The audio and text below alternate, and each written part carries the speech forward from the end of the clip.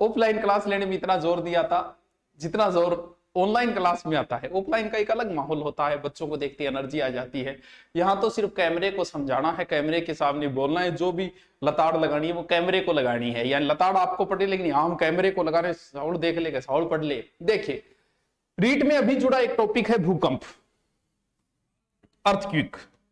अभी जुड़ा है ये टॉपिक रीट के अंदर, भूकंप,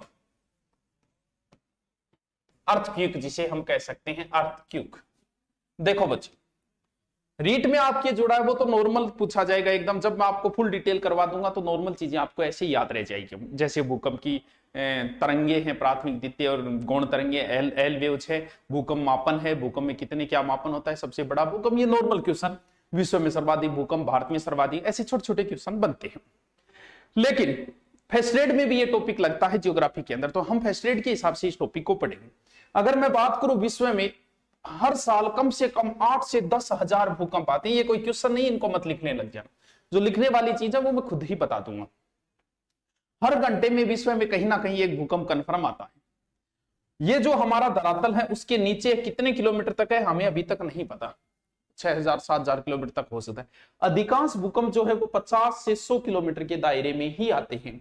अधिकांश भूकंप, कितना क्या है हमें नहीं पता।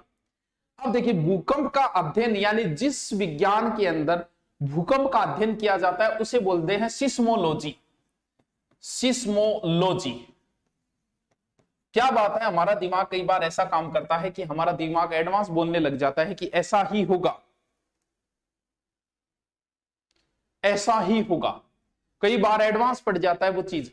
वो आपसे पूछ रहा है भूकंप के अध्ययन को क्या कहा जाता है, नीचे ऑप्शन मिलेगा सिस्मोग्राफी। सिस्मोग्राफी ठोक क्या जाते हैं, वो भूकंप को नापने का यंत्र है, ना कि भूकंप का एक अलग से अध्ययन करने वाला। जैसे बायोलॉजी है वैसे उसी प्रकार से जीवों का अध्ययन करना बायोलॉजी है, उसी प्रकार भूकंप का अध्ययन करने वाला कौन सा है, सिस्मोलॉजी।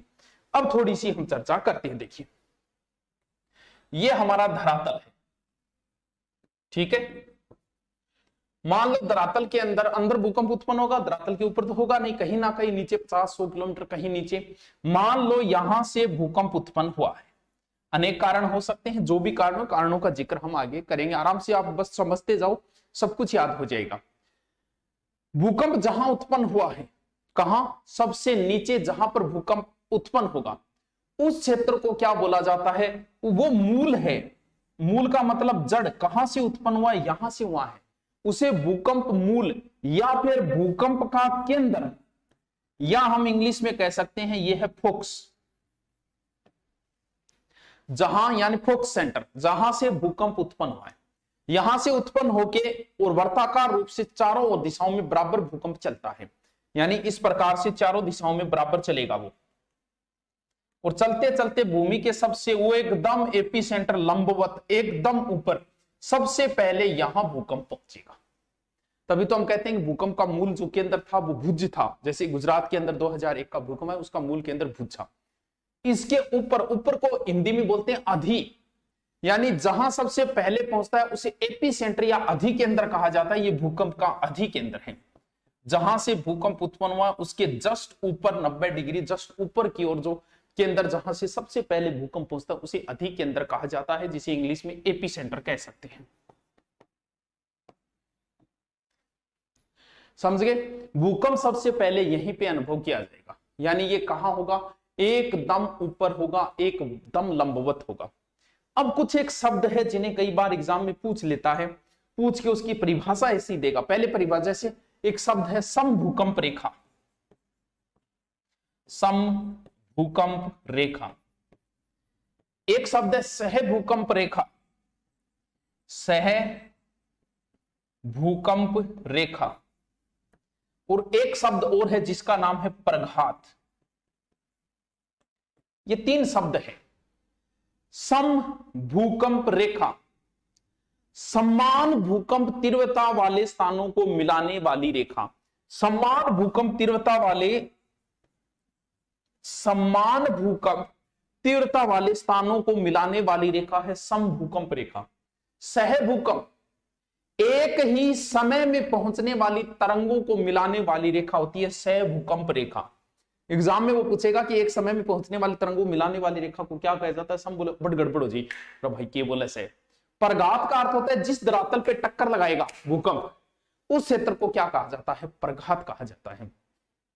ये छोटे छोटे शब्द है जो हाई लेवल की एग्जामों के लिए इंपॉर्टेंट है। नॉर्मल रीड जैसे एग्जाम में आपको इनकी जरूरत नहीं है, इनकी जरूरत है।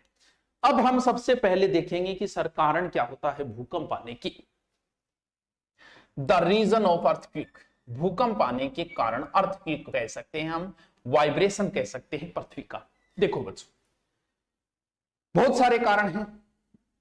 जहां पर जल और स्थल मिलता है वहां भूकंप ज्यादा आने के चांसेस रहते हैं, क्योंकि वहां दरारों द्वारा पानी अंदर चला जाता है। भूमि के नीचे हम जैसे जैसे जाते जाएंगे वैसे टेम्परेचर प्लस होता जाएगा। भूमि से जैसे जैसे हम ऊपर जाते जाएंगे टेम्परेचर माइनस होता जाएगा।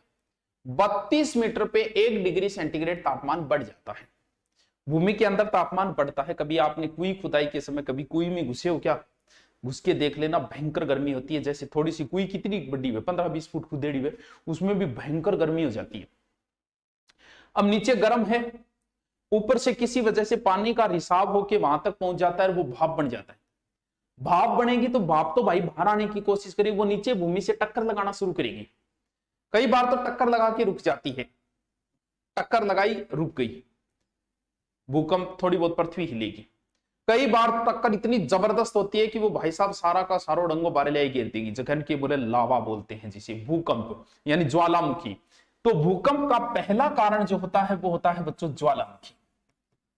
द मूल रीजन देखिए तो भूकंप सबसे ज्यादा ज्वालामुखी।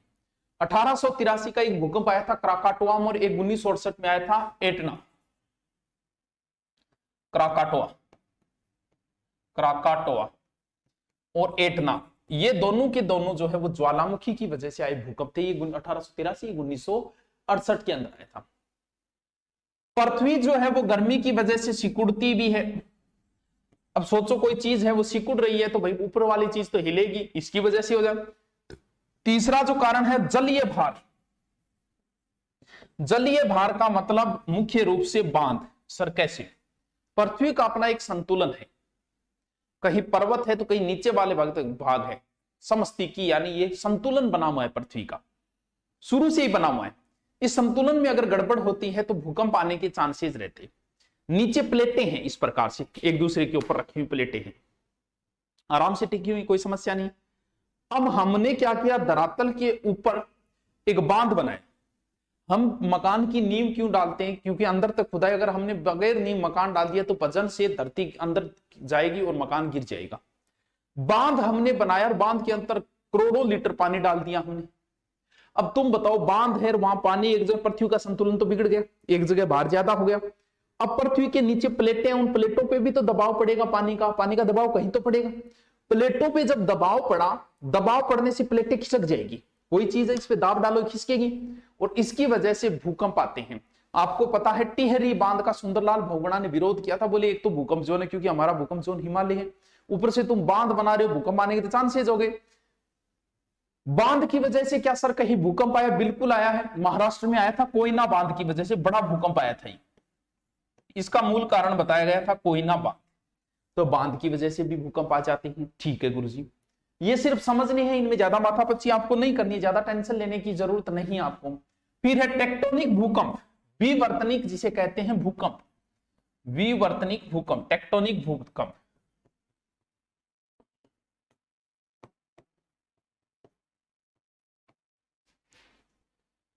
चट्टानों में भी तो वलन पड़ता है, ब्रश भयंकर होता है।